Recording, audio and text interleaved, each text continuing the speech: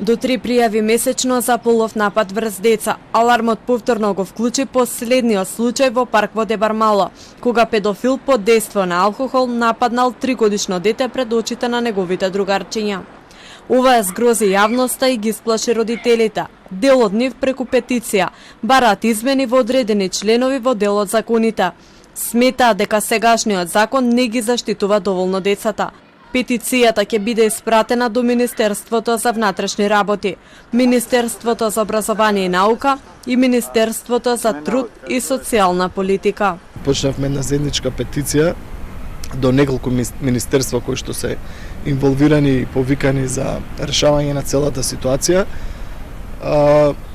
Одржавме уште еден состанок пред 2 дена заедно со командирот на полициската БКО, делот родителите, каде што договоривме одредени насоки како ќе буткаме цела процедура за сето ова кое што се имаше случајно, за сите овие неколку немили настани да целосно ги искорениме.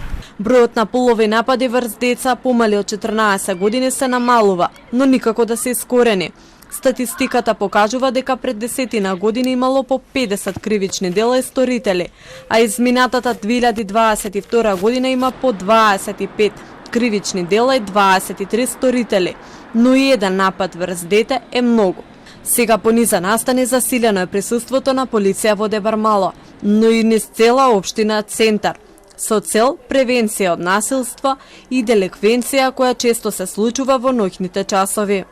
Првата детска амбасада во светот Мегеши досега повеќе пати реагираше и бараше од судиите да ги осудуваат педофилите со максимална казна до животен затвор.